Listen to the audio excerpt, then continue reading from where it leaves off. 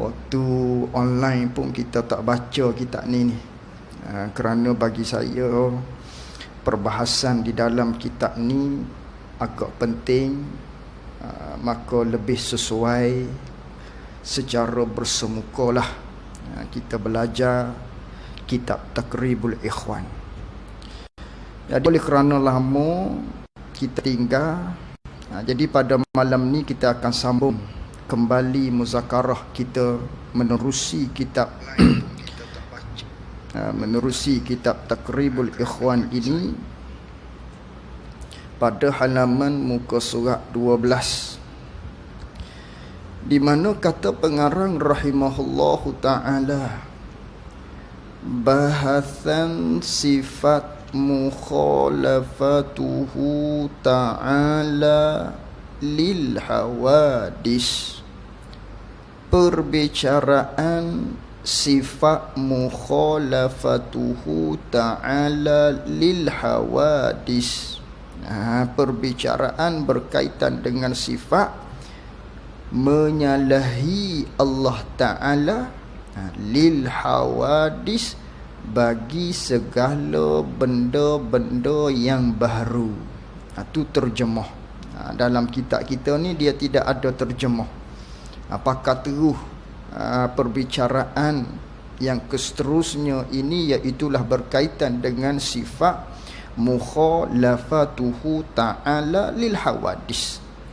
Apa maksud terjemah mukhalafatuhu ta'ala lil hawadis?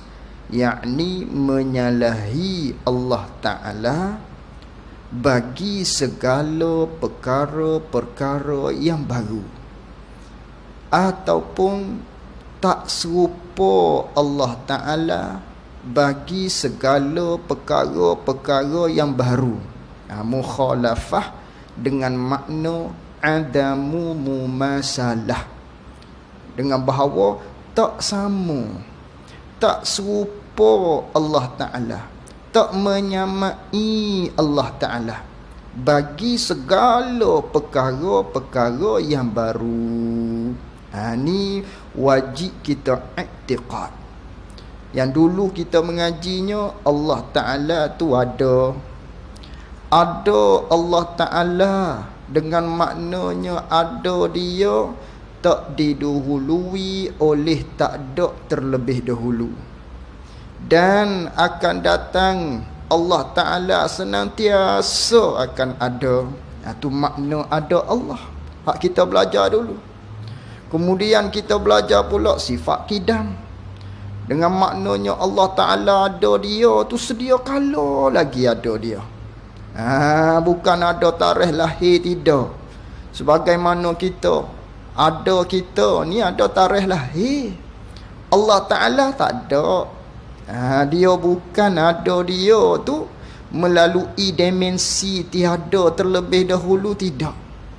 Ada Allah Ta'ala ni ada zaman berjamai lagi, lama dah Allah Ta'ala ada.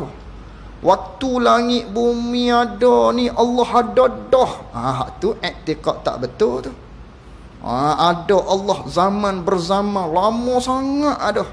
Dulu tak ada jugalah. Cuma Allah lah hak mula-mula ada. Lepas Allah Ta'ala mula-mula ada, baru dia cipta yang lain-lain. Allah Ta'ala lama dah ada dia. Kalau makna itulah hak kita i'tiqad, maka i'tiqad kita i'tiqad yang salah. I'tiqad yang tidak betul. I'tiqad yang bukan daripada kalangan orang yang beriman tu i'tiqad begitu tu. Bukan orang yang beriman i'tiqad begitu. Walaupun pada rupa zahirnya duk sembahyang, rupa zahirnya maknanya dia tu buat ibadah, tapi hati dia, pegangan dia begitu sebab tak mengaji. Ada i'tiqad begitu, salah. Orang ni tak dinama orang yang beriman kepada Allah Subhanahu wa taala, wal iazubillah. Sebab tu kena mengaji, sebab tu kena belajar dia. Ilmu tauhid, ilmu hak mula-mula sekali. Inilah seolah-olah geran tanah kepada kita nisbah dunia. Manakala ada tanah, Tentu dah hak tu milik kita. Orang tak boleh nak dakwa dah. Ni tanah aku ni. Geran ada kita. Begitulah syurga. Maknanya ngaji tauhid ni seolah-olah geran. Macam-macam mana sekalipun, walau jahat orang ni atas dunia, akhir-akhir akan masuk ke dalam syurga Allah Subhanahu wa taala. Tu pentingnya iman dalam hati kita. Itu sifat qidam, kita belajar dah. Baqa Allah Ta'ala kekal dengan bahawa tak binasa. Telah kita belajar dah. Ni pula perbahasan yang seterusnya, iaitulah sifat mukhalafatuhu ta'ala lil hawadis. Ataupun boleh juga kita takbir dengan kata khilafuhu ta'ala lil hawadis. Sama makna dia. Mukhalafatuhu ta'ala lil hawadis boleh, khilafuhu ta'ala lil hawadis boleh. Sama saja dengan maknanya menyalahi Allah Ta'ala, tak serupa Allah Ta'ala, tak sama Allah Ta'ala bagi segala perkara-perkara yang baru. Siapa yang baru tu? Kita lah. Kita, binatang, langit, bumi, angin, air, laut dan segala-gala hak lain daripada Allah, nama dia perkara yang baru. Panggil benda yang baru. Semua hak selain daripada Allah tu, nama dia segala yang baru. Baik. Apabila sudah kita kejar, apabila kita sudah kejak, yakni sudah kita berpegang dengan keyakinan yang kuat, yang yakin, itu panggil kejak. Kejak ni maknanya yakin kita tu tak bergonjang dah. Tak bergoncang dah. Orang tak boleh nak ambil kerak, tak boleh dah, kerana tak bergoncang dah. Buat macam mana duduk situ, itu panggil kejak.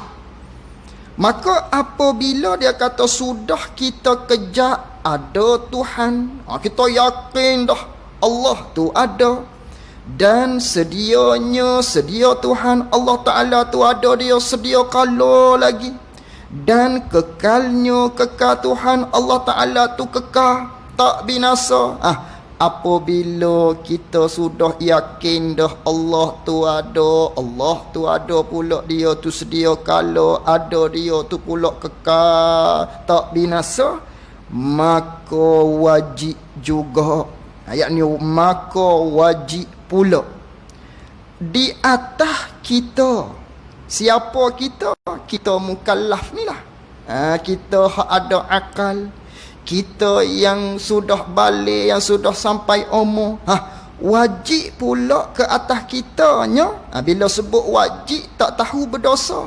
Bahkan dalam ilmu akidah, tak tahu, kemudian tak iktiqad pula. Hak ni tak beriman.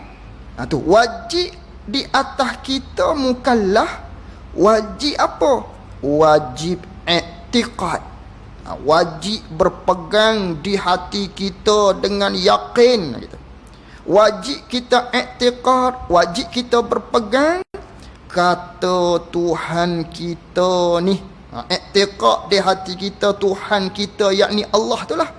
Dan sifat-sifatnya, sifat-sifat Allah, sifat-sifat Tuhan kita tu, bukannya Tuhan kita dan sifat-sifat Allah Ta'ala tu bukan arad.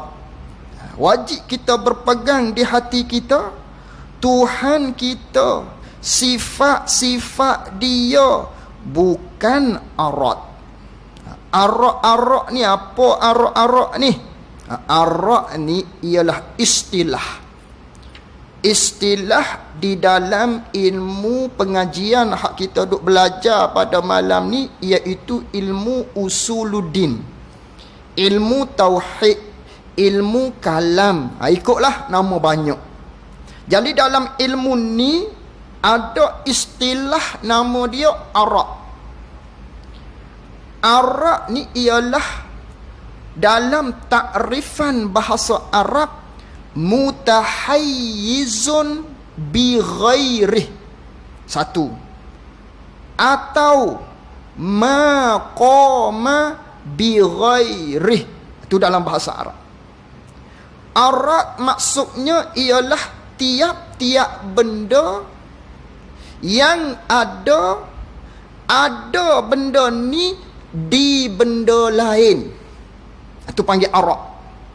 Arad ialah tiap-tiap perkara ada benda ni di benda-benda yang lain. Ada menumpang di benda yang lain. Ada terlekat di benda yang lain. Ada berada di sisi perkara-perkara yang lain. Itu dia panggil arad. Contoh seperti hijau, kuning, hitam, grey. Ikutlah segala warna-warna. Jadi warna-warna ni adakah dia bersendirian? Tidak. Dia tidak bersendirian. Tapi ada dia di sesuatu yang lain. Contoh, di ridak, di baju warna hitam, grey ada pada warna pada langsir, putih pada shilling, pada kopiah dan lain-lain daripadanya. Ini dikatakan arad.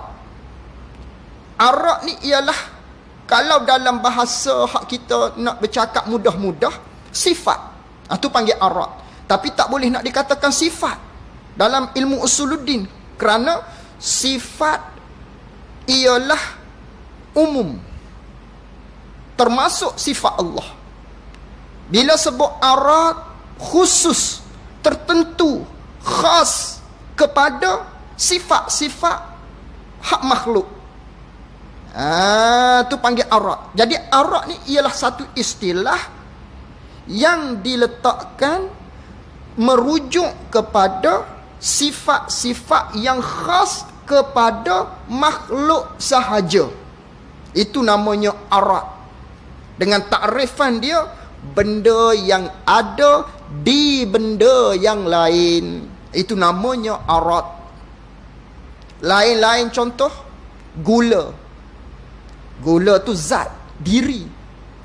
Apa ada pada gula? Manis. Jadi manis tu nama dia arad. Apa arad? Manis. Yang mana manis tidak boleh bersendirian. Dia tak boleh nak berada bersendirian. Pergi ke kedai, nak manis sekilo, pening tu orang kedai. Manis sekilo. Kilo dah dia ni, dia kata.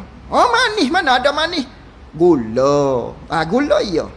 Manis dia tak boleh nak bersendirian. Jadi manis ni namanya arad.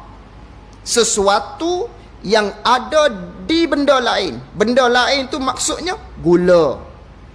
Warna ada di benda lain. Benda lain tu ridak ke, langsir ke dan lain-lain. Pedas, arad namanya. Pedas. Masin, arad. Ikutlah. Tiap-tiap benda-benda sebegitu rupa yang ada dia di benda yang lain. Dan dia tidak boleh bersendirian. Dia tak boleh nak diasingkan. Dia hanya ada di benda yang lain. Tak boleh nak asing, nak cabut, nak buang dia, nak ambil dia saja, tak boleh. Nak ambil pedas saja, nak ambil masing sahaja, nak ambil buang. Inilah manis. Inilah hijau. Inilah kuning. Inilah benda umpama-umpama yang lain. Tak boleh. Dia tak boleh nak diasingkan. Tapi ada dia di benda-benda yang lain. Maka inilah yang dikatakan arad. Maka Allah bukan arad. Sifat-sifat Allah bukan arad. Sifat Allah kita nanti akan belajar. Qudrat, iradat, ilmu, hayah, sama, basar. Allah mempunyai sifat. Maka sifat Allah adakah arad sebagaimana hak kita faham di makhluk ni? Dengan maknanya terlekat di zat Allah. Dengan maknanya seperti ada manis pada gula, ada masin pada garam, Ada warna-warna pada sesuatu. Adakah begitu? Tidak. Sifat Allah bukan arat. Hanya boleh dipanggil dengan sifat sahaja. Itu hak sifat-sifat Allah. Maka inilah yang dikatakan mukhalafatuhu ta'ala lil hawadis. Makna yang pertama, iaitulah Allah, sifat-sifat Allah bukan arat. Bukan arat. Itu makna yang pertama. Allah, sifat-sifat Allah bukan arat. Arat ni ialah makhluk tertentu kepada makhluk. Itu namanya arat. Faham satu-satu. Itu makna yang pertama. Inilah mukhalafatuhu ta'ala lil hawadis. Makna yang pertama, Allah dan sifat-sifat dia bukan arat. Jadi kata pengarang rahimahullahu ta'ala, maka wajib di atas kita iktikad kata Tuhan kita dan sifat-sifatnya, sifat-sifat Tuhan kita bukannya arat. Allah dan sifat-sifat Allah bukan arat. Yakni, apa maksud arat? Ini dia nak tafsil, dia nak beri makna. Yakni benda yang bangsa adanya ada arak ni, benda hak ada arak ni dengan jalan lekat. Seperti saya kata tadi, dengan jalan lekat, yakni dengan jalan lekat hingga tak boleh nak dipisahkan, dan berjelira. Berjelira ni bahasa kampung lah. Ni sebab kita ni bahasa Fatoni. Dia tulis dengan bahasa bercakap. Dia bukan tulis dengan bahasa hak penulisan, tidak. Bahasa bercakap, seolah-olah macam kita duk bercakap dengan dia. Itu bahasa hak digunakan dalam kitab ni. Jadi arak ialah benda yang ada dengan jalan lekat dan berjelira. Berjelira tu maksudnya ada di sesuatu tu lah. Itu berjelira. Jadi lekat berjelira ni pada jirim. Ni pada sesuatu. Sesuatu tu banyaklah. Kipah ke apa, benda-benda lain. Dia ada di benda yang lain. Itu namanya arat. Dah begitu, Allah, sifat-sifat Allah, nanti kita duk belajar, sekarang ni pun kita duk belajar qudrat, iradat, ilmu. Banyaklah sifat-sifat Allah. Sifat-sifat Allah bukan arat. Apa arat? Kita faham dah. Arat ni benda hak ada di benda lain dengan jalan lekat, dengan jalan duduk di benda tu. Maka sifat-sifat Allah dia bukan seperti hak kita faham ada hijau di emas, ada kuning di ridak, ada coklat di meja, ataupun ada manis di gula, ada tawar di air, ada apa lagi, pedas di lada. Bukan dengan cara begitu. Hak ni sifat-sifat makhluk. Tapi Allah ada sifat. Sifat Allah tu bukan seperti sifat kita makhluk tadi, hak dengan makna arat tu. Itu namanya arat. Habis itu. Itu makna yang pertama. Dan bukannya Allah Ta'ala itu, ini makna yang kedua, wajib kita iktikad pula Tuhan kita ni bukannya Allah Ta'ala itu jirim. Ini makna yang kedua. Apa itu jirim? Benda yang turus. Turus ni pun bahasa sana juga ni. Maknanya sesuatu benda yang bangsa mesti nak kepada tempat kosong, tu panggil jirim. Jirim ni ialah benda mesti kena berada di tempat yang kosong, tu nama jirim. Kalau dalam takrif Arab dia begini, jirim ni ialah maqama binafsih ataupun mutahayyizun binafsih, benda yang ada dia bersendirian. Itu dia nama jirim. Kemudian benda ni pula kena ada ruang kosong ataupun kena ada tempat. Itu namanya jirim.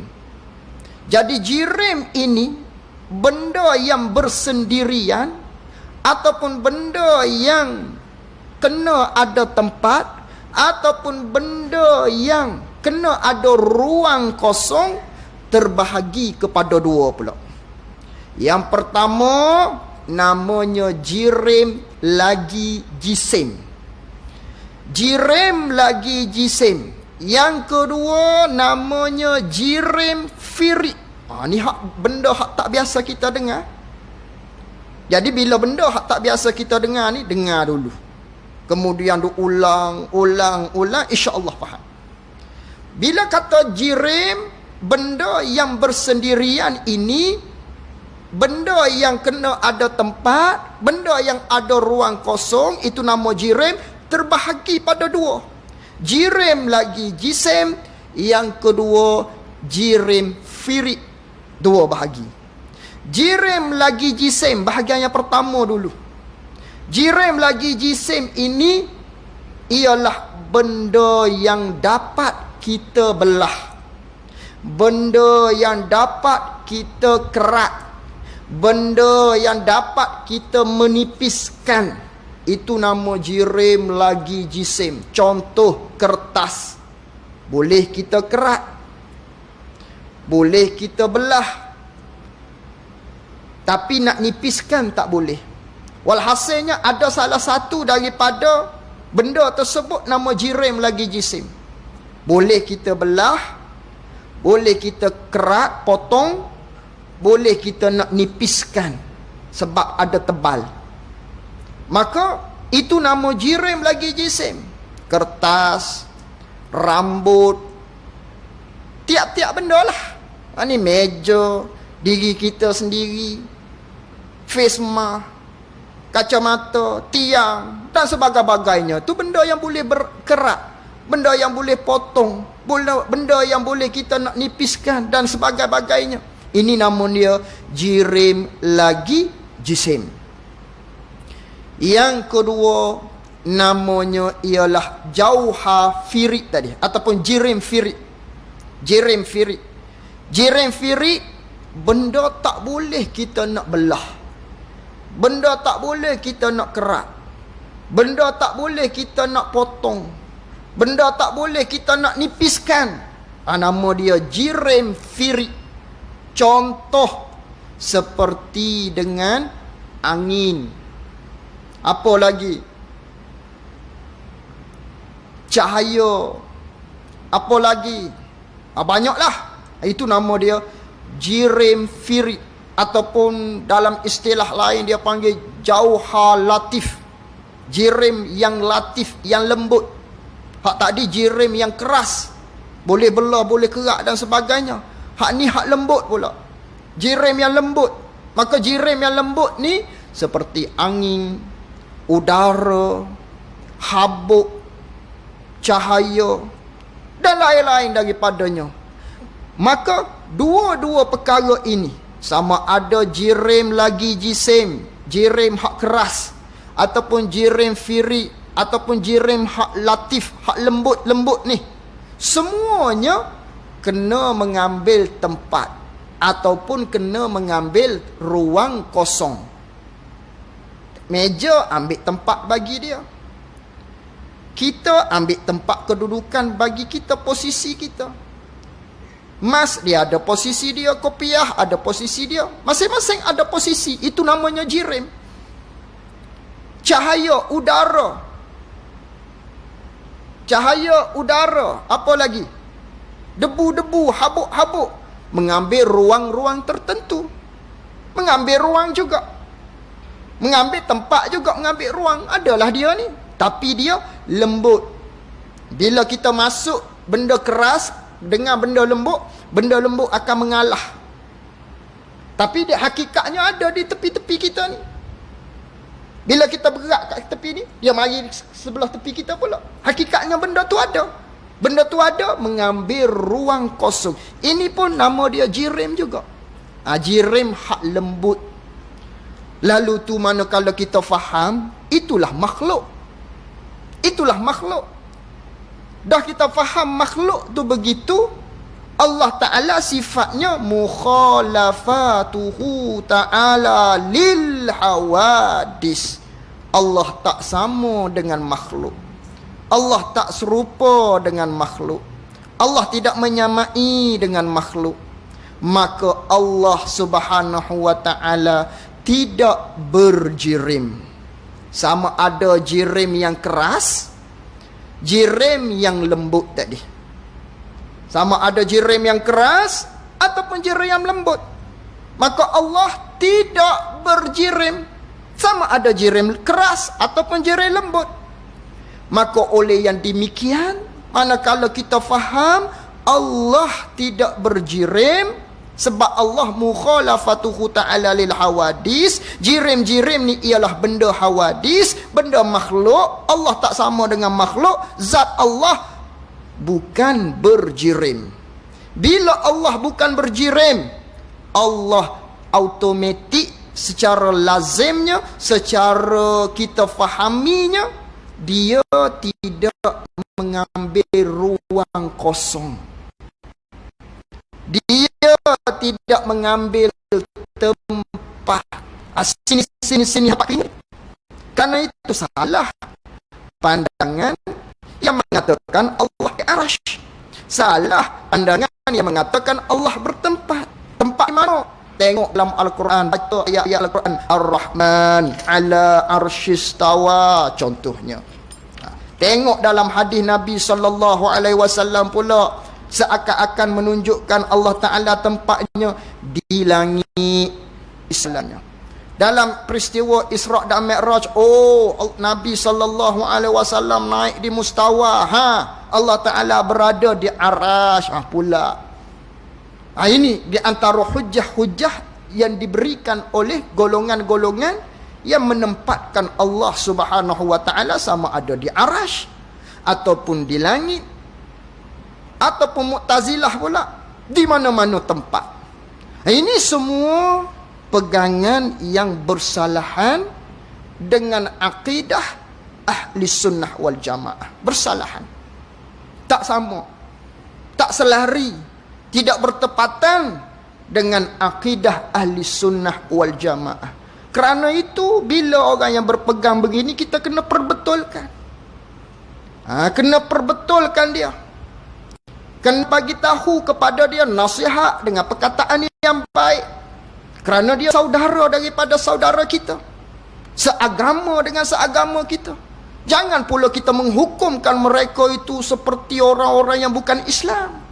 Sehingga nak minum air segelas pun tak boleh.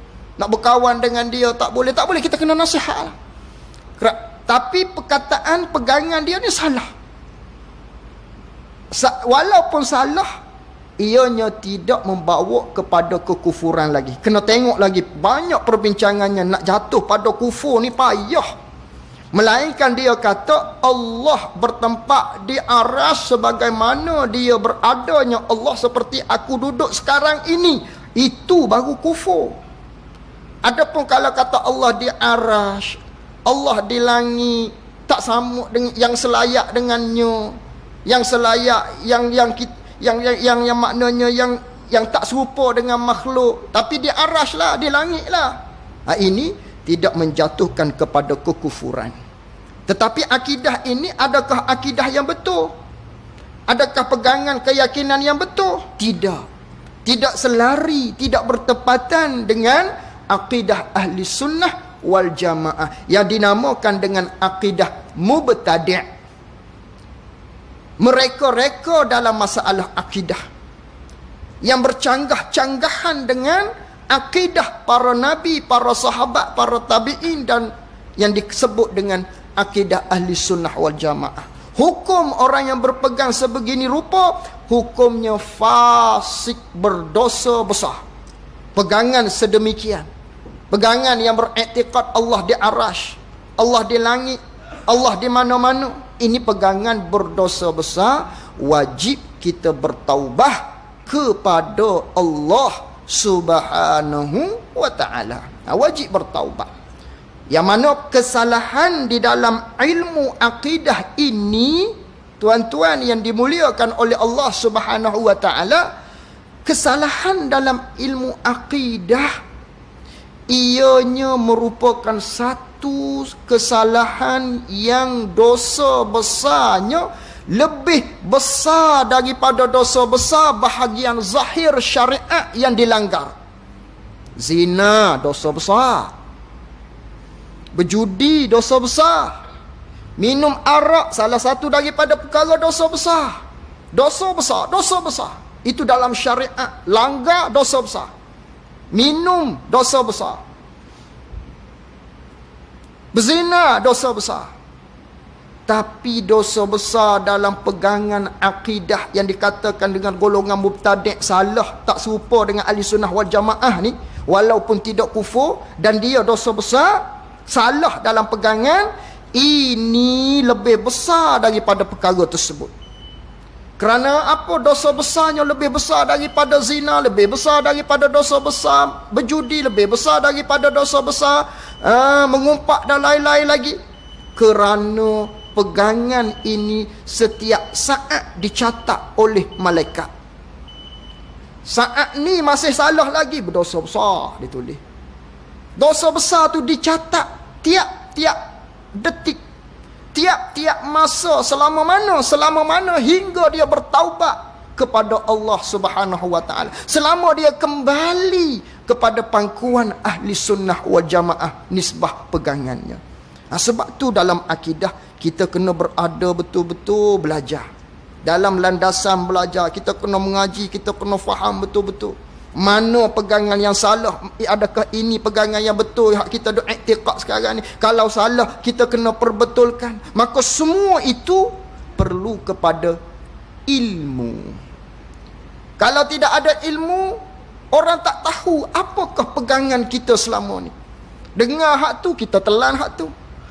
Dengar pula dalam internet, ni kata dah betul. Maka ni semua nak kepada ilmu, tuan-tuan yang dirahmati oleh Allah Subhanahu wa ta'ala. Jadi muslimin muslimat yang dikasihi oleh Allah Subhanahu wa ta'ala, maka untuk kita simpulkan pada malam ini terlebih dahulu, sebelum kita akan pergi lebih jauh lagi perbincangan yang seterusnya dalam masalah mukhalafatuhu ta'ala lil hawadis, maka perlu kita faham step by step. Jadi untuk malam ni kita ambil dulu arak tu apa, jirim tu apa.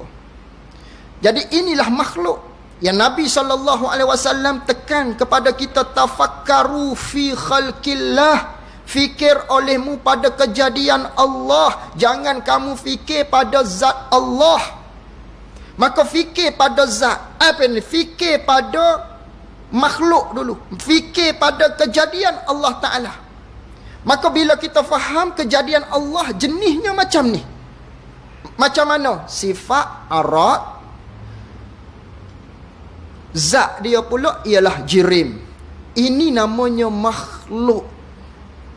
Maka akidah ahli sunnah wal jamaah, akidah yang bertepatan dengan Al-Quran, hak Allah Ta'ala firman dalam Al-Quran, laisa kamislihi syai', Allah tak sama dengan apa-apa pun. Walam yakul lahu kufuwan ahad, Allah Ta'ala tidak ada bandingnya, walau satu pun tidak ada. Maka keluarlah sifat mukhalafatuhu ta'ala lil hawadis, yang pengertiannya perlu kita fahami. Yang ambil daripada mana?